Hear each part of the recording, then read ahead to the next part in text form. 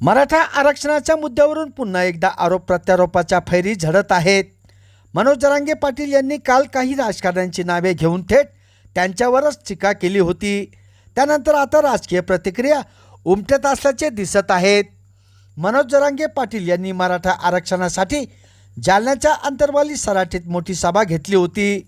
या सभेला हजारो लोक उपस्थित होते। यावेळी जरांगे पाटील यांनी मराठ्यांचा ओबीसीत समावेश करण्याची जोरदार मागणी केली होती। त्यांच्या या मागणीवरून राजकीय प्रतिक्रिया उमटू लागले आहेत।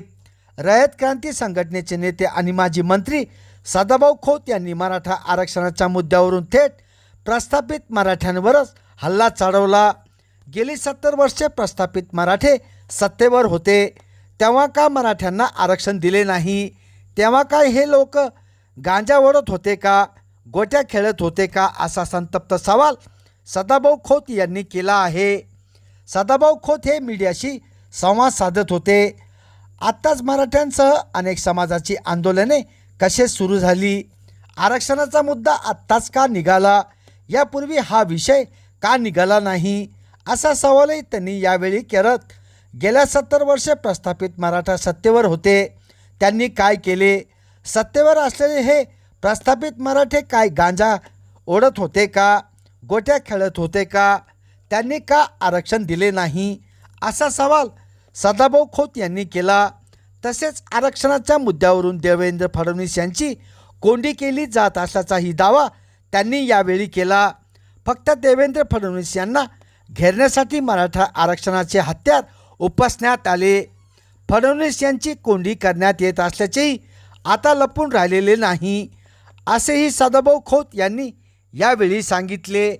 मराठा आरक्षण प्रश्नाच्या मुळाशी जाणे गरजेचे आहे।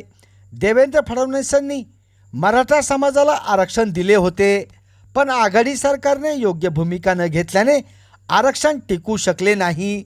सर्वांना बरोबर घेऊन जाणे, सर्वांना समान न्याय देणे गरजेचे आहे। संपूर्ण आरक्षणाचीच आता फेरमांडणी करावी लागणार आहे, असेही त्यांनी यावेळी सांगितले। आत्ताच्या सरकारमध्ये नक्की कमांड कोणाची? कोणाला प्रश्न मांडायचा? सरकार आमचे असले तरी शेतकऱ्यांच्या बांधावर पोहोचायला कमी पडले आहे, असा घरचा आहेरही त्यांनी शिंदे फडणवीस आणि पवार सरकारला दिला। महाराष्ट्राचे वाटोळे या प्रस्थापित घराण्यांनी केले असून त्यांना उद्ध्वस्त केले आहे। मराठ्यांना न्याय केवळ देवेंद्र फडणवीस देऊ शकतात। राज्यात केवळ देवेंद्र फडणवीस हा एकमेव आश्वासक चेहरा आहे, बाकीच्यांनी रिंगण केले आहे। आजच्या राजकारणातील घुसळण देवेंद्र फडणवीस या माणसाला दाबण्यासाठी सुरू असल्याचाही दावा त्यांनी यावेळी केला। संभाजीनगर समाचार न्यूज चॅनलसाठी सुनील टाक।